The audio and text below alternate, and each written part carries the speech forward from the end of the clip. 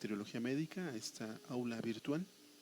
En esta ocasión vamos a ver un tema muy interesante, que es la familia Campylobacteriaceae con el género Campylobacter.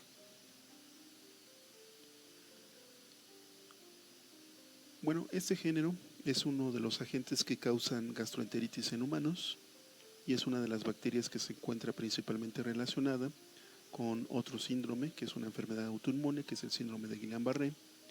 Se le considera un microorganismo comensal de pollos y otros animales. La situación en México con respecto a esta bacteria es que no se aísla de manera rutinaria. Vamos a ver en esta plática el por qué no se aísla de manera rutinaria. Es importante pues realizar esta identificación, ya que además de ser una causa principal de gastroenteritis, provoca pues enfermedades autoinmunes muy importantes que afectan a personas de diferentes grupos de edad, y pues por eso mismo debe de realizarse esta búsqueda rutinaria para dar a conocer estos resultados relevantes de la presencia de este microorganismo, tanto en la población como en los animales de consumo. Con respecto a estas bacterias que provocan gastroenteritis, tenemos a los agentes clásicos como es Vibrio, Shigella, Salmonella, algunos patotipos de Escherichia coli y por supuesto Campylobacter jejuni, que según la bibliografía está considerada como una de las principales causas en países desarrollados, y en países subdesarrollados no está bien definida su aislamiento. Hay otros casos especiales como son los otros patotipos de Escherichia coli que provocan diarrea. Están otros géneros como Yersinia, Aeromonas y Clostridium, y algunos otros géneros importantes en intoxicaciones alimentarias, como es Staphylococcus aureus y Clostridium perfringens.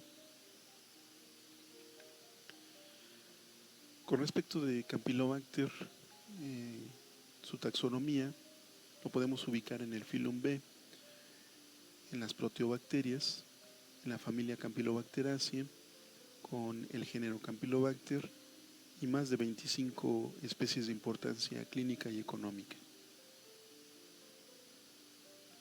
Con respecto de los aspectos históricos, cobra un interés veterinario a principios del siglo pasado, sobre todo en la cuestión de abortos en animales de granja, bovinos y ovinos. Posteriormente, el grupo de la doctora King hace una relación de este microorganismo con respecto de la patología en el humano en varios procesos gastroentéricos, específicamente de diarrea, en 1956. Este otro grupo de trabajo, Sebald y Verón, proponen el género Campylobacter, ya que hasta esta fecha se le denominaba como Helicobacter. En 1977, Skirrow desarrolla un medio selectivo adicionado de algunos antibióticos para el aislamiento de esta bacteria. En 1983, el grupo de trabajo del Dr. Ruiz Palacios con el maestro Everardo Escamilla demuestran la actividad tóxica de enterotoxinas en modelos animales, en modelos de asa ligada, de conejo, para poner de manifiesto estas toxinas. En el año 2000, el grupo de colaboración de Parkhill caracterizan el genoma completo de Campylobacter jejuni, esta cepa de colección.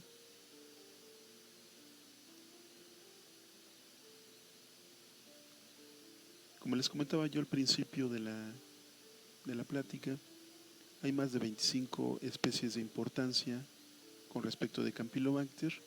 Algunas tienen relevancia en la patología de diarrea, problemas gastrointestinales, y otras tienen cierta relevancia con respecto del interés veterinario, como es Campylobacter fetus, que está involucrado en el aborto séptico de bovinos y ovinos. Hay otras especies que se denominan emergentes, como es Campylobacter concisus, Upsaliensis, Campylobacter lari y Uriolithicus, que se han encontrado también en estos procesos diarreicos, enfermedades gastrointestinales, y es por ello precisamente la búsqueda de manera rutinaria de este grupo bacteriano. Vamos a ver más adelante una de las probables causas del por qué en nuestro país, en México, no se aísla de manera rutinaria.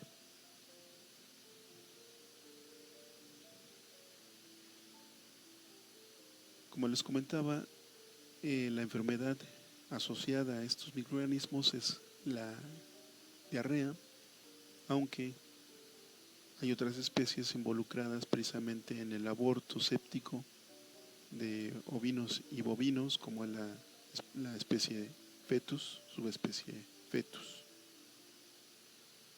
Esas son imágenes de estos abortos sépticos que se dan y están relacionadas precisamente con esta bacteria.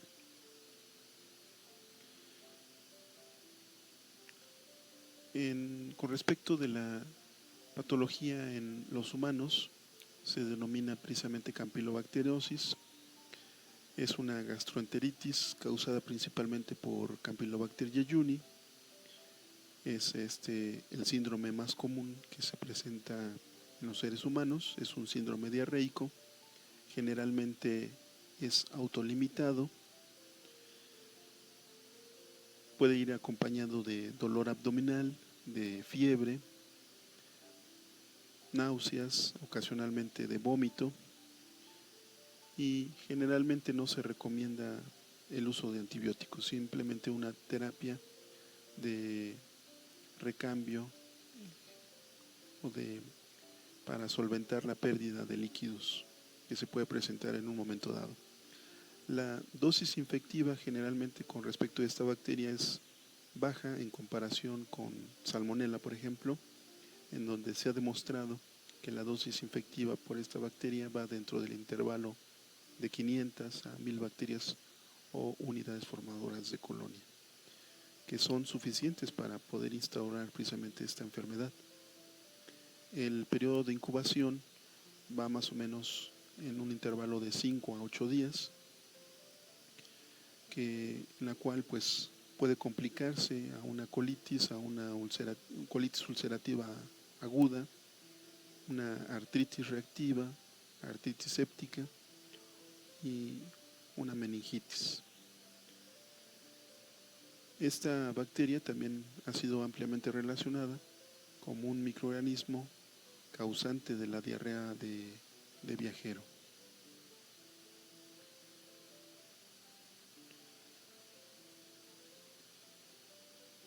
Dentro de las infecciones extraintestinales que se presentan por Campylobacter jejuni tenemos el síndrome de Guillain-Barré, en los cuales precisamente se ha confirmado que pacientes con este síndrome han tenido una infección previa por esta bacteria, por Campylobacter jejuni, y este síndrome es una causa común de la parálisis neuromuscular aguda. Es una enfermedad adquirida, monofásica, de origen autoinmune, que se caracteriza por debilidad en las piernas, en los miembros inferiores, pérdida de reflejos en el estiramiento muscular, lo cual está dado por un proceso desmielinizante de los nervios espinales y ocasionalmente de algunos pares craneales. Con respecto de la gastroenteritis, estos casos aparecen generalmente en jóvenes adultos, adolescentes, y tienden a disminuir con la edad. Se presentan en menor frecuencia en pacientes mayores de 70 años. Estas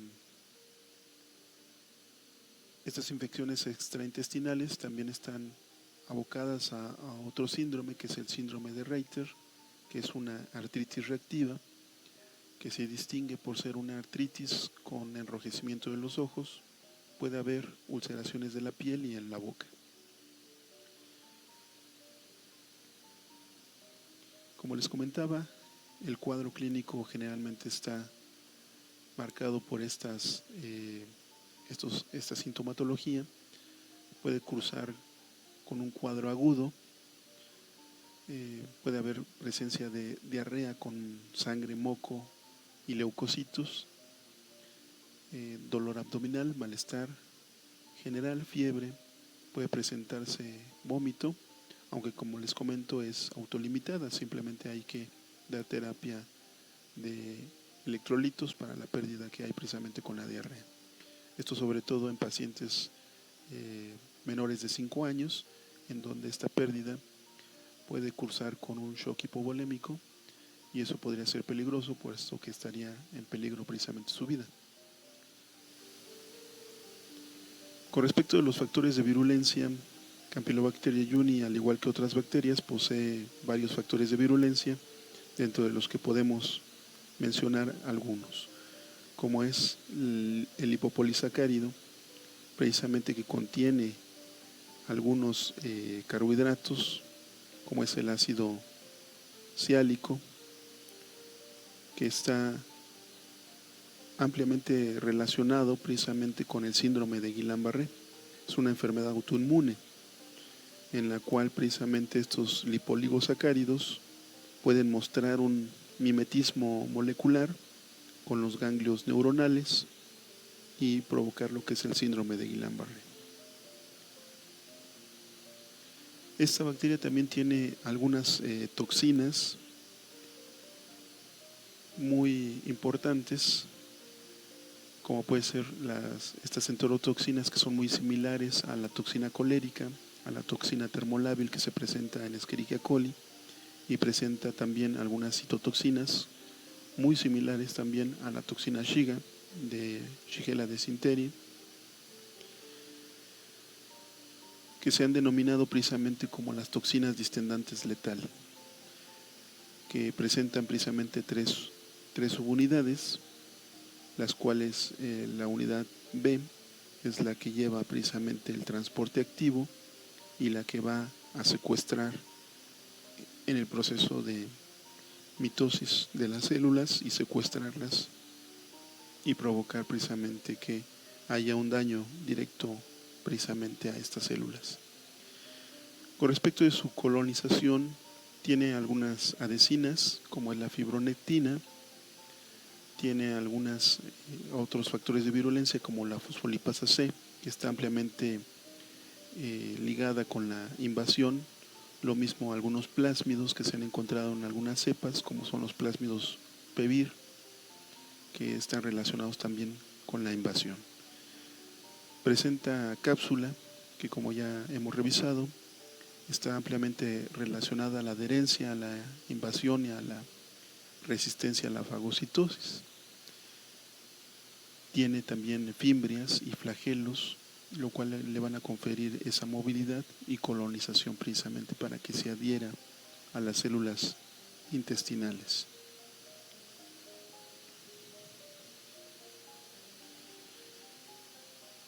Así podemos ver en esta lámina cómo al ingerir precisamente estas bacterias en una dosis que va de 500 a 1000 unidades formadas de colonia, estas se van a adherir a las células intestinales por medio de lo que es el lipopolisacárido, los flagelos, las fimbrias, para posteriormente invadir, con lo cual presentan genes de invasividad, como es el gen YAM y los plásmidos que ya habíamos comentado anteriormente.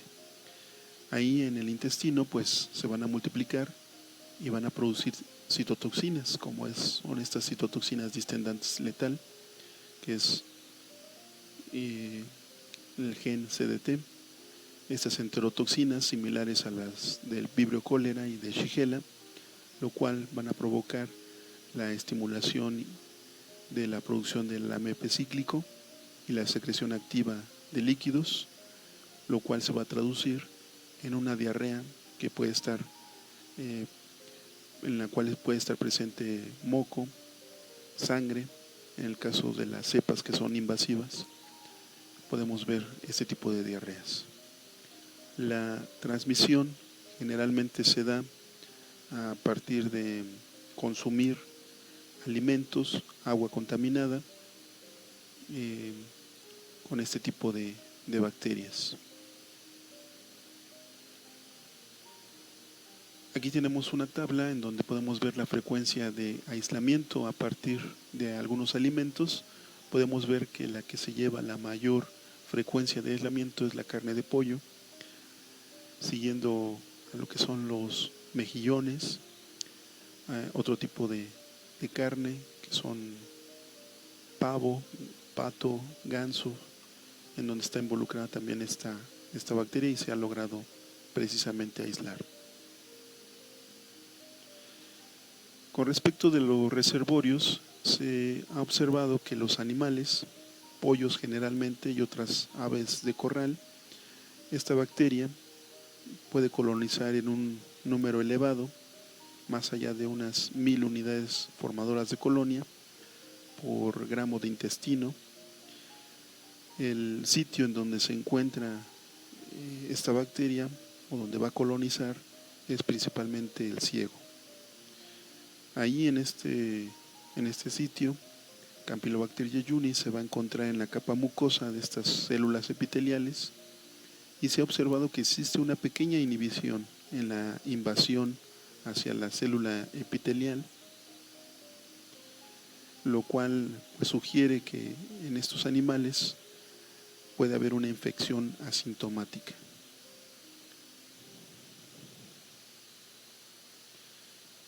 Como comentábamos, la transmisión se lleva a cabo mediante alimentos contaminados.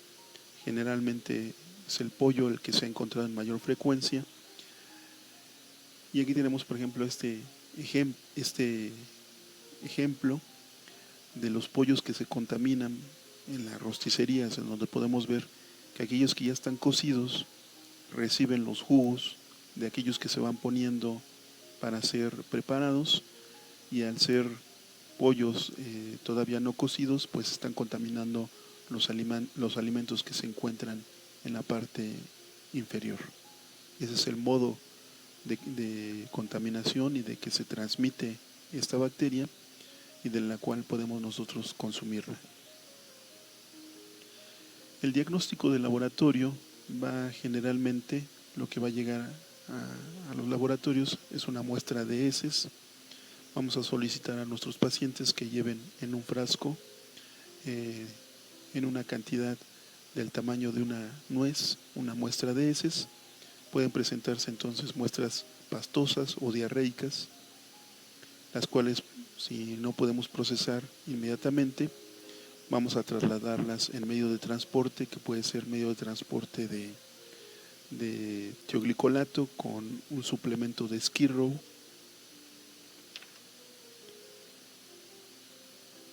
Y posteriormente vamos a sembrar en placas con medios enriquecidos y algunos inhibidores, y vamos a colocarla en microaerofilia. En este sentido, esta es la principal causa del por qué quizás no se diagnostica de manera convencional en los laboratorios en nuestro país, dado que es una bacteria que tiene requerimientos especiales, como es que no crece en medios simples como son en los que crecen las enterobacterias, como es un McConkey, un EMB, sino va a requerir placas como es una gelosa sangre y una temperatura de crecimiento diferente también. Es una bacteria que tanto puede crecer a 37 grados centígrados como a 42 grados centígrados. Sin embargo, esta última temperatura a 42 grados centígrados es esencial precisamente para el éxito de su aislamiento. Además, otro aspecto relevante es que esta bacteria requiere una atmósfera de microaerofilia. Esto también va a ser un reto en los laboratorios convencionales, ya que muchos no cuentan con ese tipo de insumos para poder aislar a esta bacteria. Posteriormente, lo que vamos a buscar son colonias grises para poder hacer pruebas de oxidasa y catalasa, hacer un frote con la tinción de Gram vamos a buscar bacilos gram negativos, curvos, para posteriormente aplicar pruebas bioquímicas para su identificación ya a nivel de especie, en la cual están involucradas generalmente la hidrólisis del hipurato, la prueba de nitratos, la presencia de ácido sulfídrico y de la resistencia hacia dos antibióticos taxo, como es el ácido nalidíxico y la cefalotina. Y así pues identificar a esta especie de Campylobacter, en lo cual pues para lograr este algoritmo vamos a tardar entre 48 y 72 horas para poder hacer el diagnóstico por laboratorio. Con respecto de los medios selectivos para el aislamiento de Campylobacter, hay una serie de variantes que son gelosas sangres adicionadas de ciertos antibióticos, y con base a los antibióticos del cual estén conformados, pues recibirán los diferentes nombres, como puede ser el medio de Butzler, de Skirrow, el medio de Campivab, de Preston, el medio de Preston modificado o de libres de sangre, en el cual se ocupa precisamente carbón activado, y así vamos a lograr precisamente el aislamiento de esta bacteria. Como bien les comentaba, estas son principalmente algunas de las variantes con respecto de que esta bacteria en nuestro país y en algunos otros no se aísle de manera convencional a Campylobacter, ya que va a requerir precisamente medios especiales, una atmósfera de incubación especial como es la microaerofilia, y una incubadora también a otra temperatura diferente a la cual luego colocamos nuestras muestras provenientes de gastroenteritis generalmente, como es una incubadora de 42 grados centígrados. Se pueden ocupar medios libres de sangre, como es el agar carbón, o estos otros, como el medio CCDA, que es una gelosa de desoxicolato con algunos antibióticos, como es la cefoperazona, y el medio CSM. Esos son algunos ejemplos con los cuales podemos nosotros generar esta atmósfera de microaerofilia. Hay algunos medios comerciales disponibles, como estas de la marca Oxoid, de BBL, estas bolsas de microaerofilia para poder generar estas atmósferas. Sin embargo, se pueden hacer uso de técnicas alternativas para crear este tipo de atmósferas, como es una jarra de vidrio con tapa de metal de cierre hermético, y se puede ocupar una pequeña velita o una tableta de Alka-Seltzer para poder generar una atmósfera de CO2. Campylobacter, entonces, cuando hacemos ya el aislamiento en estos medios de cultivo y hacemos un pequeño frote, podemos ver al microscopio bacilos gram negativos, que son curvos, en forma de S, que de una manera muy romántica algunos autores le dan la denominación como alas de gaviota. Tienen un flagelo polar por el cual van a ser móviles, no son esporulados, son catalasa positivo y oxidasa positivo. Ya para una identificación microbiológica, una vez que hemos visto estas colonias en los medios con sangre, como es el Campivab, podemos ver colonias muy pequeñitas de una tonalidad grisácea que pueden verse húmedas.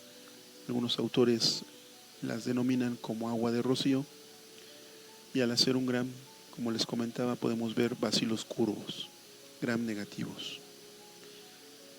Para comenzar la identificación podemos ver que son oxidasas positivos, catalasas positivos. Ya resalta aquí la diferenciación con la familia Enterobacteriaceae con respecto de la oxidasa, y podemos hacer otro tipo de pruebas bioquímicas, como es el caso de la urea, que para el caso de Campylobacter es urea negativo. Y ya para una identificación a nivel de especie, hacemos uso, por ejemplo, de la tira de acetato de plomo en medio de TCI para ver la presencia de ácido sulfídrico. Eso es importante, ya que para otros microorganismos, como es el caso de Brucella, se requiere un medio de agar hígado. En el caso de Campylobacter jejuni se requiere es un medio de TCI impregnada nada más con una tira de acetato de plomo en la superficie sin que ésta toque el medio, y con esta manera podemos ver la presencia del ácido sulfídrico. En el caso de la especie de Campylobacter jejuni, esta hidroliza el hipurato. Podemos ver también la sensibilidad y resistencia hacia algunos antibióticos taxo, como es el ácido nalidíxico y la cefalotina. En cuanto al comportamiento que den de sensibilidad o resistencia, pues será una u otra especie de este género Campylobacter. Tenemos también a disponibilidad para su identificación métodos semiautomatizados como es el API-CAMPI, que nos van a dar precisamente algunas pruebas características para la identificación de este género, como es la urea, la gamma-glutamil y la fosfatasa alcalina. Como podemos ver en esta tabla, las pruebas bioquímicas útiles pues es el crecimiento a varias temperaturas, como es a 42 grados centígrados, que la mayoría de las especies de importancia clínica de Campylobacter crecen muy bien a 42 grados centígrados. Presenta una hidrólisis de hipurato, la especie de Campylobacter jejuni, y la sensibilidad, como les comento, hacia ácido nalidíxico y cefalotina nos van a poner de manifiesto una u otra especie de este género. En el grupo de trabajo aquí en Ciencias Biológicas, la doctora Patricia Kawich, Rosa María Rivas Jaimes y el que les habla, el doctor Alejandro Escamilla, llevamos a cabo la elaboración de un medio cromogénico para la identificación de Campylobacter coli y jejuni en un medio cromogénico. Aquí tenemos los diferentes géneros que podían crecer en este tipo de placas, y adicionamos algunos antibióticos para hacerlo selectivo y que únicamente creciera el género Campylobacter. Y este es el que obtuvimos, el medio de agar campilo, le denominamos agar campylochrome, para el aislamiento de Campylobacter. Las colonias que crecen en este medio son unas colonias rojizas, y las enterobacterias y otros bacilos gram negativos, oxidasas positivos, también se ven inhibidos en este medio de cultivo. También en este trabajo nosotros observamos algunas toxinas, la presencia de algunas toxinas, como es la toxina distendante letal en cultivos celulares, como es en estas células CHO, que podemos ver y poner de manifiesto la actividad tóxica de distensión y muerte celular por medio de esta toxina, la CDT. Estos son también estudios que hemos llevado a cabo en este grupo de colaboración para poner de manifiesto las toxinas, como es la azaligada en intestino de conejo, para poner de manifiesto la toxina distendante letal, y hemos visto también la presencia de actividad hemolítica que pudiera estar dependiente de la atmósfera de microaerofilia, ya que, como podemos ver aquí en esta lámina, algunas cajas que se exponen cierto tiempo, se puede ver una hemólisis alfa, y posteriormente, al paso del tiempo, podemos ver una actividad hemolítica más exacerbada. Para ver si esto era causa de algunas toxinas, algunos metabolitos secundarios que pudiera estar desarrollando Campylobacter, hicimos un experimento de la actividad hemolítica en placas de ELISA, donde colocamos precisamente estas toxinas, estos sobrenadantes, y vemos que bajo estas condiciones no se presentaba hemólisis.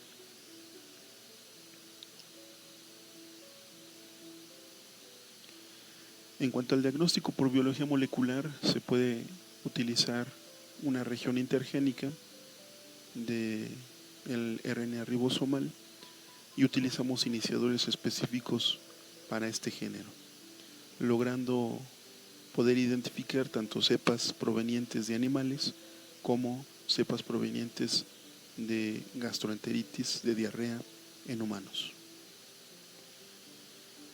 Bueno, pues aquí terminamos este tema.